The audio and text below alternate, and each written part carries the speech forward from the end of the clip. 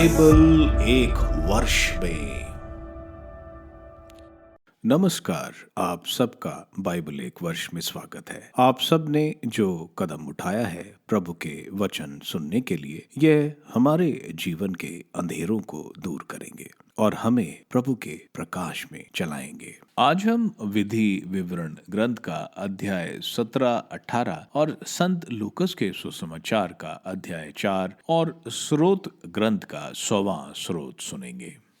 प्रभु का वचन सुनने से पहले आइए हम ईश्वर से प्रार्थना करें। हे प्रभु, हम आपका वचन सुनने वाले हैं। हमारे मन की आंखें खोलें और हमें आध्यात्मिक प्रज्ञा दें ताकि हम आपको जान सकें और आपके वचन के अनुसार अपना जीवन जिए। यह हम मांगते हैं आपसे प्रभु यीशु के नाम, आमीन। विधि विवरण ग्रंथ अध्याय 17। प्रभु अपने ईश्वर के लिए कोई ऐसा बछड़ा या भेड़ मत चढ़ाओ जिसमें कोई दोष या बुराई हो। यह प्रभु तुम्हारे ईश्वर की दृष्टि में घृणित है। यदि तुम्हारे किसी नगर में जो प्रभु तुम्हारा ईश्वर तुम्हें देने वाला है, कोई ऐसा पुरुष या ऐसी स्त्री हो जो तुम्हारे ईश्वर के विधान का उल्लंघन करते हुए ऐसा कोई काम करे जो प्रभु को अप्रिय हो, जो पराये देवताओं की पूजा करता या सूर्य, चंद्र और आकाश के किसी अन्य नक्षत्र को दंडवत करता है, और जब यह बात तुम्हें मालूम हो जाए तो इस बात की ठीक ठीक जांच करोगे। तब यदि यह सत्य प्रमाणित हो कि ऐसा कुकर्म इज़राइल में किया गया है, तो उस कुकर्मी पुरुष या स्त्री को फाटक के बाहर ले जाओगे और उस पुरुष या स्त्री को पत्थरों से मार डालोगे। केवल 2 या 3 साक्षियों के आधार पर किसी को मृत्युदंड दिया जा सकता है। एक साक्षी के आधार पर किसी को प्राणदंड नहीं दिया जा सकता है। सबसे पहले साक्षी उसे मृत्युदंड देने के लिए अपने हाथ उठाए, उनके बाद अन्य सब लोग। इस प्रकार तुम अपने बीच में ऐसी बुराई दूर कर दोगे। याजकीय न्यायाधीश। यदि तुम्हारे किसी नगर में कोई ऐसा मामला उपस्थित हो, जैसे हत्या, कानूनी अधिकारी के विवाद या मारपीट का कोई ऐसा मामला जिसका न्याय करना तुम्हारे लिए कठिन प्रतीत हो, तो तुम उस स्थान पर जाओगे जिसे प्रभु तुम्हारा ईश्वर चुनेगा। वहां लेवी कुल के उन याजकों और उन न्यायाधीश के पास जाओ जो उन दिनों अपने पद पर काम कर रहे हो, और जिनसे परामर्श करोगे वे ही तुम्हारे लिए निर्णय करेंगे। तुम प्रभु अपने ईश्वर द्वारा नियुक्त उसके स्थान पर से घोषित निर्णय के अनुसार ही काम करना चाहिए। तुम उनके आदेश का सावधानी से पालन करोगे। उनके द्वारा प्राप्त आदेश और घोषित निर्णय के अनुसार तुम्हें काम करना होगा। जो रास्ता वे बताते हैं उससे तुम ना बाएं भटकोगे और ना दाहिने। उस व्यक्ति को मृत्युदंड दिया जाएगा जो उस याजक को, जो वहां प्रभु तुम्हारे ईश्वर की सेवा करता है या न्यायाधीश की अवज्ञा करता है। इस प्रकार तुम इज़राइल में से वह बुराई दूर करोगे। जब लोग उसके विषय में सुनेंगे तो वे भयभीत हो जाएंगे और उन्हें फिर इस प्रकार की अवज्ञा करने का साहस नहीं होगा। राजा। जब तुम लोग उस देश में पहुंचोगे जिसे प्रभु तुम्हारा ईश्वर तुम्हें देगा, और जब तुम उसे अधिकार में कर वहां बस जाओगे, तब यदि तुम चाहो कि अपने आसपास के अन्य सब राष्ट्रों की तरह तुम भी अपने ऊपर एक राजा नियुक्त करो, तो तुम अपने ऊपर एक ऐसा राजा नियुक्त करोगे जिसे प्रभु तुम्हारे ईश्वर चुनेगा। तुम अपने किसी देश भाई का राजा के रूप में नियुक्त करोगे। तुम अपने ऊपर किसी परदेशी को जो इज़राइली ना हो राजा मत बनाओ। वह अपने घोड़ों की संख्या अधिक नहीं बढ़ाए और ना लोगों को इसके लिए मिस्र जाने दे कि वे और घोड़े ले आए। प्रभु ने तुमको यह चेतावनी दी है कि तुम लोग कभी उस मार्ग पर वापस नहीं जाओगे। वो बहुत सी पत्नियां नहीं रखे, जिससे कहीं उसका हृदय नहीं बहकाया जाए, और ना वह अधिक सोना चांदी एकत्रित करे। जब वह राजगद्दी पर बैठेगा तब वह अपने लिए इस संहिता की एक प्रतिलिपि करवाएगा, जो लेवी वंशी याजकों के पास सुरक्षित है। वह उसे अपने पास रखेगा और जीवन भर प्रतिदिन उसका पाठ करता रहेगा, जिससे वह प्रभु अपने ईश्वर पर श्रद्धा रखे और इस संहिता के सब आदेशों और नियमों का सावधानी से पालन करे। इस प्रकार वह अपने भाइयों को तुच्छ नहीं समझेगा और आदेशों के मार्ग से न बाएं भटकेगा और न दाहिने।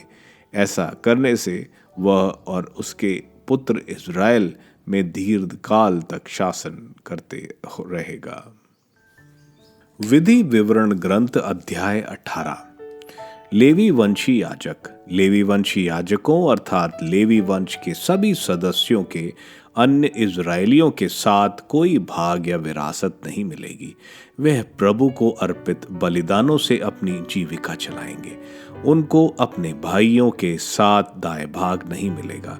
प्रभु ही उनका दाएं भाग है, जैसा कि उसने उनसे कहा है। लोगों द्वारा अर्पित चढ़ावों का याजकों भाग यह होगा, यदि कोई व्यक्ति बछड़ा या भेड़ चढ़ाए तो याजक को कंधा, दोनों गाल और उदर मिलेंगे।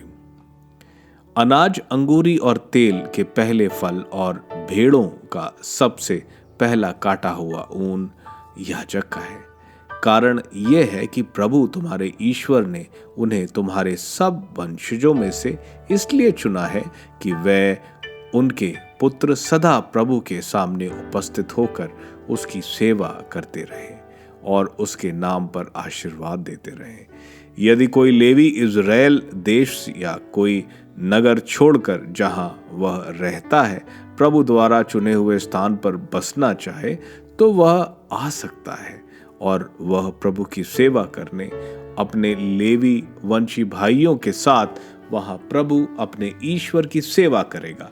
उसे अन्य याजकों के साथ चढ़ावे का अंश मिलेगा, यद्यपि अपने पैतृक संपत्ति की बिक्री का रुपया उसके पास हो। नबी। जब तुम उस देश में पहुंचोगे जिसे प्रभु तुम्हारा ईश्वर तुम्हें देने वाला है, तो वहां रहने वाले लोगों को घृणित आचरण का अनुसरण मत करो। तुम्हारे बीच ऐसा कोई व्यक्ति ना हो जो अपने पुत्र या पुत्री को अग्नि में चलाए, भविष्य बताए, सगुन विचारे, जादू टोना करे, अभिचार करे, भूत प्रेत की साधना करे या मृतकों को जगाए। जो ऐसे कार्य करता है वह प्रभु की दृष्टि में घृणित है।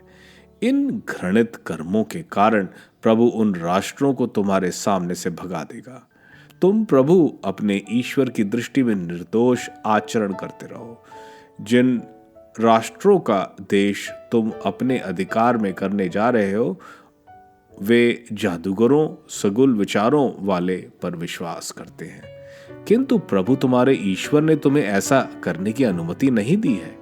तुम्हारे प्रभु ईश्वर तुम्हारे बीच तुम्हारे ही भाइयों में से तुम्हें तुम्हारे लिए मुझ जैसा एक नबी उत्पन्न करेगा। तुम लोग उसकी बात सुनोगे। जब तुम होरेब पर्वत के सामने एकत्र थे, तुमने अपने प्रभु ईश्वर से यही मांगा था। तुम लोगों ने कहा था, अपने प्रभु ईश्वर की वाणी हमें फिर सुनाई नहीं पड़े और हम फिर भयानक अग्नि नहीं देखें, नहीं तो हम मर जाएंगे। तब प्रभु ने मुझसे कहा, लोगों का कहना ठीक ही है। मैं उनके ही भाइयों में से उनके लिए तुम जैसा एक नबी उत्पन्न करूंगा। मैं अपने शब्द उसके मुंह में रखूंगा और उसे जो जो आदेश दूंगा वह तुम्हें वही बताएगा। वह मेरे नाम पर जो बातें कहेगा, यदि कोई उसकी उन बातों को नहीं सुनेगा तो मैं स्वयं उस मनुष्य को उसका लेखा लूंगा। यदि कोई नबी मेरे नाम पर ऐसी बातें कहने का साहस करेगा जिसके लिए मैंने उसे आदेश नहीं दिया, या वह अन्य देवताओं के नाम पर बोलेगा, तो वह मर जाएगा। तुम्हारे मन में यह प्रश्न उठ सकता है, हम ये कैसे जाने कि नबी द्वारा दिए हुए संदेश प्रभु की ओर से ही नहीं है?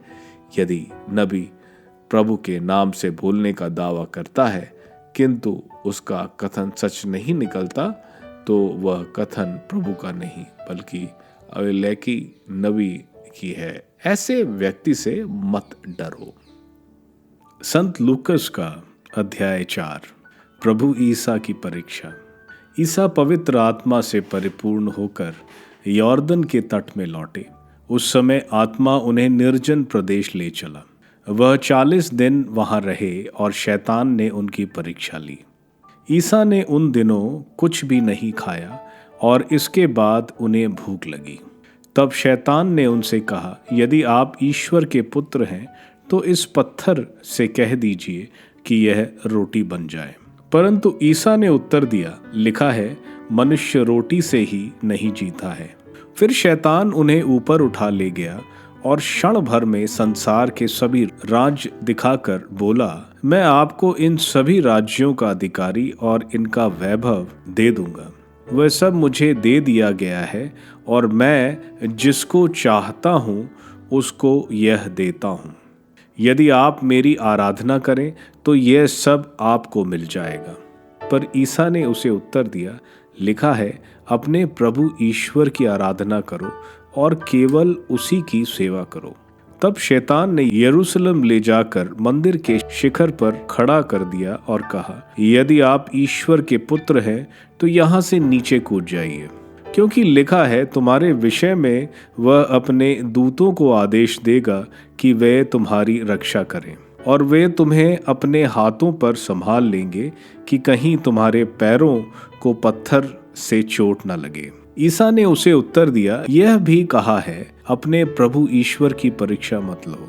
इस तरह सब प्रकार की परीक्षा लेने के बाद शैतान निश्चित समय पर लौटने के लिए ईसा के पास से चला गया। गलीलिया में पुनरागमन। आत्मा के सामर्थ्य से संपन्न होकर ईसा गलीलिया लौटे और उनकी ख्याति सारे प्रदेश में फैल गई। वह उनके सभागृहों में शिक्षा दिया करते और सब उनकी प्रशंसा करते थे। अविश्वासी नाजरेत। ईसा नाजरेत आए जहां उनका पालन पोषण हुआ था। विश्राम के दिन वह अपनी आदत के अनुसार सभागृह गए। वह पढ़ने के लिए उठ खड़े हुए और उन्हें नबी ईसायास की पुस्तक दी गई। पुस्तक खोलकर ईसा ने वह स्थान निकाला जहां लिखा है, प्रभु का आत्मा मुझ पर छाया रहता है, क्योंकि उसने मेरा अभिषेक किया है। उसने मुझे भेजा है जिससे मैं दरिद्रों को सुसमाचार सुनाऊं, बंदियों को मुक्ति का और अंधों को दृष्टिदान का संदेश दूं, दलितों को स्वतंत्र करूं और प्रभु के अनुग्रह का वर्ष घोषित करूं। ईसा ने पुस्तक बंद कर दी और वह उसे सेवक को देकर बैठ गए। सभागृह के सब लोगों की आंखें उन पर टिकी हुई थी। तब वह उनसे कहने लगे, धर्म ग्रंथ का यह कथन आज तुम लोगों के सामने पूरा हो गया है। सब उनकी प्रशंसा करते रहे। वे उनके मनोहर शब्द सुनकर अचंभे में पड़ जाते और कहते, क्या यह यूसुफ का बेटा नहीं? ईसा ने उनसे कहा, तुम लोग निश्चय ही मुझे यह कहावत सुना दोगे, वैद्य अपना ही इलाज करो। कफरनहूम में जो कुछ हुआ है हमने उसके बारे में सुना है, वह सब अपनी मातृभूमि में भी कर दिखाइए। फिर ईसा ने कहा, मैं तुमसे यह कहता हूँ, अपनी मातृभूमि में नबी का स्वागत नहीं होता। मैं तुम्हें विश्वास दिलाता हूँ कि जब एलियस के दिनों में 3.5 वर्षों तक पानी नहीं बरसा और सारे देश में घोर अकाल पड़ा था, तो उस समय इज़राइल में बहुत सी विधवाएं थीं। फिर भी एलियस उनमें से किसी के पास नहीं भेजा गया। वह सिदोन के सरुप्ता की एक विधवा के पास ही भेजा गया था। और नबी एलियास के समय इज़राइल में बहुत से कोढ़ी थे। फिर भी उनमें से कोई नहीं बल्कि सीरी नामन ही निरोग किया गया था। यह सुनकर सभागृह के सब लोग बहुत क्रुद्ध हो गए। वे उठ खड़े हुए और उन्होंने ईसा को नगर से बाहर निकाल दिया। उनका नगर जिस पहाड़ी पर बसा था वह ईसा को उसी चोटी तक ले गए ताकि उन्हें नीचे गिरा दें, परंतु वे उनके बीच से निकलकर चले गए। कफरनहुम का अपदूतग्रस्त। वह गलीलिया के कफरनहुम नगर आए और विश्राम के दिन लोगों को शिक्षा दिया करते थे। लोग उनकी शिक्षा सुनकर अचंभे में पड़ जाते थे, क्योंकि वह अधिकार के साथ बोलते थे। सभागृह में एक मनुष्य था जो अशुद्ध आत्मा के वश में था। वह ऊंचे स्वर से चिल्ला उठा, ईसा नाजरी, हमसे आपको क्या आप हमारा सर्वनाश करने आए हैं? मैं जानता हूं कि आप कौन हैं, ईश्वर के भेजे हुए परम पावन पुरुष। ईसा ने यह कहते हुए उसे डांटा, चुप रहे, इस मनुष्य से बाहर निकल जा।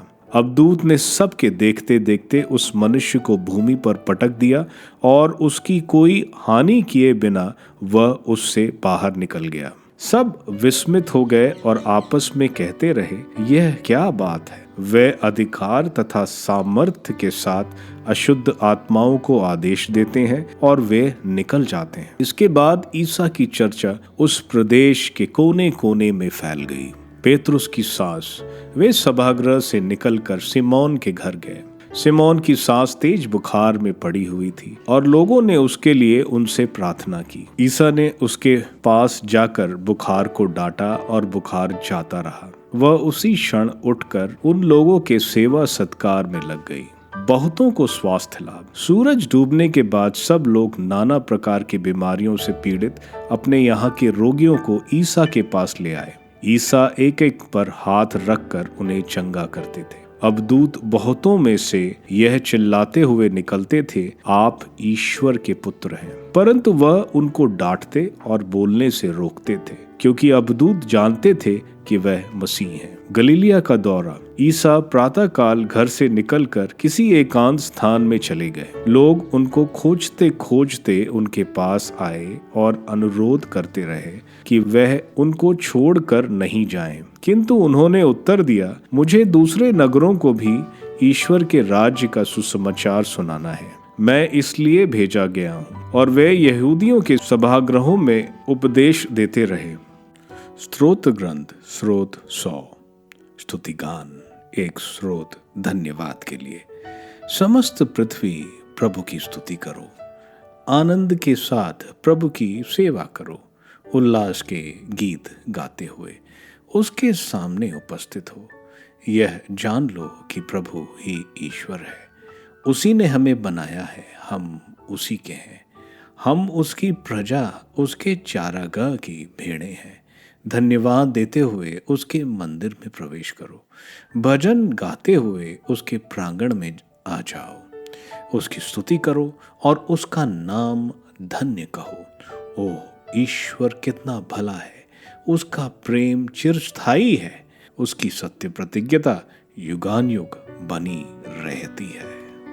विधि विवरण ग्रंथ के अध्याय 17 में हम देखते हैं, बताया जा रहा है, प्रभु को जो भी बलि के लिए चढ़ाते हो वह आदोष होना चाहिए। हम देखते हैं मलाकी के ग्रंथ अध्याय 1 वचन 6 से 10, इजरायली दोषित बलि चढ़ाते थे। प्रभु को जो भी हम चढ़ाते हैं वो सबसे अच्छा होना चाहिए। इसके बाद बताया जा रहा है कि अगर कोई अन्य देवताओं को जादू टोना आदि करता है तो उसकी जांच करो। 2 गवाहों के कबूलने पर इनको पत्थरों से मारा जाएगा। एक गवाह है तो नहीं मारा जाएगा, हाथ गवाह ही सबसे पहले उठाएगा अपराधी के खिलाफ। इनको शहर के बाहर मारा जाएगा और इनको शहर के बाहर ही दफनाया जाएगा। इसके बाद बताया जा रहा है कि अगर कोई मामला जिसका न्याय मुश्किल हो रहा है उसको बड़ी कोर्ट यानी यरूशलेम, जहां प्रधान याजक रहते हैं, वहां भेजा जाएगा और जो भी फैसला होगा उसे मानना पड़ेगा। आगे राजा के बारे में बताया जा रहा है, ईश्वर ही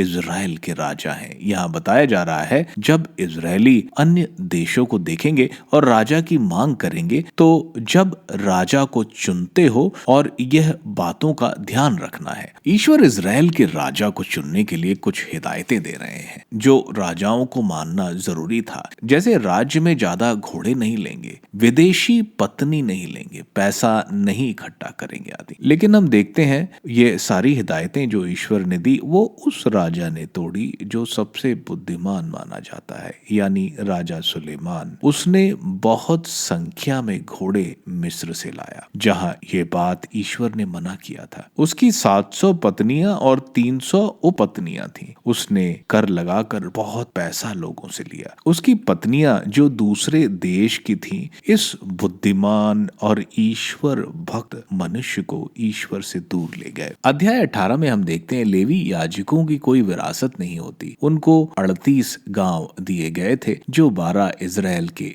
कुलों में बांटे हुए थे। लेवियों में महायाजक और मुख्य पुरोहित हारून के वंश के ही होते हैं। उनका कार्यकाल आजीवन कार्यकाल है। दूसरे लेवी जो हारून के परिवार के नहीं है, उनका कार्यकाल 30 वर्ष से 50 वर्ष की उम्र तक होता है। वह मंदिर की मुख्य वेदी पर बलि नहीं चढ़ा सकते। ये अगर यरूशलेम मंदिर में आके सेवा करना चाहते हैं तो वह कर सकते हैं और उनको दशांश का अपना हिस्सा मिलेगा। इसके बाद हम देखते हैं, बताया जा रहा है, जैसे अन्य जातियों की प्रथा बच्चों की बलि, आत्माओं को बुलाना, मूर्ति पूजा आदि, ऐसे लोगों के साथ संगत नहीं रखेंगे। तुम अपने ईश्वर के प्रति आज्ञाकारी रहोगे। आगे एक महत्वपूर्ण आदेश दिया जा रहा है कि मूसा के बाद मूसा की तरह एक नबी आएंगे। उनकी बात ईश्वर बोल रहे हैं इजरायलियों को सुननी पड़ेगी, नहीं तो ईश्वर स्वयं उस मनुष्य से जवाब लेंगे। यह नबी प्रभु यीशु के बारे में बताया जा रहा है, क्योंकि हम देखते हैं जब 5000 लोगों को प्रभु ने रोटी के चमत्कार से रोटी खिलाई तो इजरायली बोले ये वही नबी है। समरिया की स्त्री योहन के सुसमाचार अध्याय 4 वचन 19 में कहती है, आप वही नबी हैं जो आने वाले हैं। इसके अलावा हम देखते हैं प्रभु जब गधे पर यरूशलेम में प्रवेश करते हैं तो उनको दाऊद के पुत्र से संबोधित किया जाता है। लोग बोलते हैं ये नबी यीशु है नाजरेत के, जैसे संत मत्ती के सुसमाचार अध्याय 21 वचन 11 में लिखा है। इसके अलावा हम देखते हैं संत योहन के सुसमाचार अध्याय 5 वचन 45 से 47 तक में हम देखते हैं प्रभु बोल रहे हैं, अगर तुम मूसा को मानते हो तो मुझे भी मानोगे, क्योंकि उन्होंने प्रभु यीशु के बारे में ही लिखा है, लेकिन वे प्रभु को नहीं पहचान पाए। संत लूकस के सुसमाचार के अध्याय 4 में हम देखते हैं कि जैसे ही पवित्र आत्मा का अभिषेक होता है, प्रभु को पवित्र आत्मा परीक्षा के लिए मरुभूमि में ले जाते हैं। 40 दिन और रात के उपवास के बाद प्रभु मरने की अवस्था में थे, कमजोर थे, भूखे थे। जब हम कमजोर अवस्था में होते हैं और विपत्ति आती है, हम उस वक्त कुछ भी गलत कर सकते हैं। यहाँ देखते हैं शैतान प्रभु यीशु के पास आता है और इन्हें उकसाता है कि आप ईश्वर पुत्र हैं तो इन पत्थरों को रोटी बना दें। लेकिन प्रभु कहते हैं मनुष्य रोटी से नहीं जीता, लेकिन ईश्वर के वचन से। शरीर नश्वर है, आत्मा का भोजन प्रभु के वचन है। यह विधि विवरण के ग्रंथ अध्याय 8 वचन 3 में लिखा है, जो आजकल हम पढ़ रहे हैं। दूसरा हम देखते हैं शैतान प्रभु को पूरी दुनिया दिखाता है और बोलता है कि अगर तुम मेरी आराधना करोगे तो यह सब मैं तुम्हें दे दूंगा। शैतान प्रभु को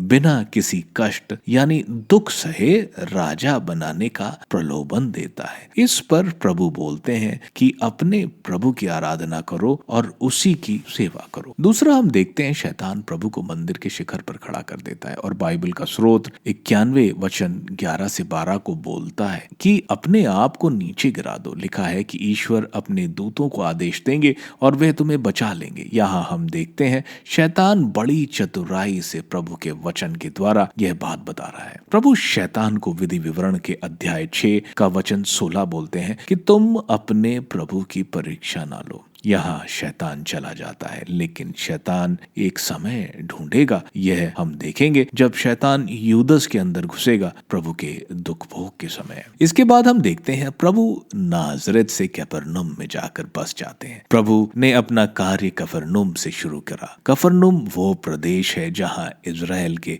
ज़ेबुलून और नप्ताली वंश रहा करते थे और ईसा के पूर्व 8वीं शताब्दी में असूर ने इन इलाकों पर कब्जा किया था और वहां के सारे बुद्धिमान और समृद्ध लोगों को असूर ले गए थे और सिर्फ मजदूरों को वहां छोड़ा। इसके अलावा गलीलिया के प्रदेश में अन्य जातियों की बहुत आबादी थी और वे ईश्वर के रास्ते पर नहीं चलते थे। प्रभु ने अपना प्रचार यहाँ शुरू किया। आगे हम देखते हैं प्रभु नाजरेत के सभागृह यानी सिनगॉग गए। सभागृह में लोग इकट्ठा होते हैं तनाक यहूदी बाइबल को पढ़ने के लिए। यहाँ प्रभु नबी ईसाइयाह का ग्रंथ का अध्याय 61 वचन 1 को पढ़ते हैं। प्रभु का अभिषेक पवित्र आत्मा से हुआ था। जो भी आत्मिक तौर से गरीब हैं उनको और जो आर्थिक तौर से गरीब हैं उनको सुसमाचार सुनाया जाए। जैसे जयंती वर्ष जुबली ईयर में सब दासों को छोड़ा जाता है, उसी तरह यह समय इजराइल की पापों की मुक्ति का समय है और यह ईसाइयाह नबी का कथन आज प्रभु यीशु में पूर्ण हो जाता है। आगे हम देखते हैं प्रभु को नाजरत वासी इज्जत नहीं देते तो प्रभु एलिजा के समय के बारे में बताते हैं जब इजराइल में अकाल पड़ा था। एलिजा नबी ने जराफात के एक अन्य जाति के विधवा को उस अकाल से बचाने के लिए चमत्कार किया था। बाकी इजरायली भी थे वहां, लेकिन वहां कोई ऐसा चमत्कार नहीं किया गया। इसके बाद एलिशा के समय इज़राइल में बहुत कोढ़ी थे, लेकिन अन्य जाति का सीरिया का सेनापति नामान ही कोढ़ से एलीशा द्वारा ठीक किया गया। यहाँ अन्य जातियों के बारे में सुनकर सभागृह में बैठे लोगों को गुस्सा आ जाता है, क्योंकि अन्य जाति रोमन सिपाही इज़राइल पर शोषण कर रहे थे। इसलिए वे प्रभु को पहाड़ी से ढकेलने के लिए ले जाते हैं, लेकिन प्रभु का मरना यरूशलेम में था, इसलिए वह इनके बीच से निकल के चले जाते हैं। यहाँ हम देखते हैं प्रभु ने सुसमाचार का प्रचार की नींव रखी, क्योंकि उन्होंने सुसमाचार का संदेश गरीबों को, अंधों को दृश्य, इजराइल की पापों से मुक्ति और अन्य जातियों का मुक्ति का रास्ता खुलने का समय आ गया है, इसके बारे में बताया। आगे हम देखते हैं प्रभु कफरनहूम में सभागृह में जाते हैं। वहां एक अबदूत आ जाता है जो प्रभु को परमेश्वर का पवित्र से संबोधित करता है। प्रभु उस अबदूत को डांटते हैं और अबदूत निकल जाता है। जिस तरह हारून प्रभु का पुरोहित पवित्र और अपवित्र को अलग करते थे, उसी तरह प्रभु अबदूत को अपने वचन से निकालते हैं। यह देखकर प्रभु का यश बढ़ता है। इसके बाद हम देखते हैं संत पेतरुस की सांस बुखार में थी। लोगों के निवेदन पर प्रभु ने बुखार को डांटा और जिस तरह अबदूत निकल गया उसी तरह बुखार भी निकल गया। इसके बाद हम देखते हैं प्रभु बहुत सारी चंगाई करते हैं और अबदूतों को निकालते हैं जो उन्हें ईश्वर पुत्र से संबोधित करते हैं। हम देखते हैं प्रभु अस्वीकार और प्रशंसा से विचलित नहीं होते। उनका लक्ष्य सुसमाचार फैलाना था। स्रोत ग्रंथ का स्रोत 100 एक प्रशंसा का स्रोत है और लोगों को निमंत्रण दिया जा रहा है कि इजराइल की ईश्वर की आराधना करो। प्रभु ही हमारे रचयिता, हमारे चरवाहे जो करुणामय और सत्य प्रतिज्ञ है। जानो कि प्रभु ही ईश्वर है। प्रभु के फाटकों पर धन्यवाद करो और आंगनों में स्तुति करते हुए प्रवेश करो। आप सबको धन्यवाद ईश्वर के वचन सुनने के लिए। मैं आपसे विनती करता हूँ कि आप बाइबल एक वर्ष में को दूसरों के साथ शेयर करें, क्योंकि प्रभु का वचन स्वयं प्रभु यीशु है। प्रभु को दूसरों को देने वालों को प्रभु की आशीष जरूर मिलेगी। मैं आप सबका बड़ी बेसब्री से कल इंतजार करूँगा। धन्यवाद।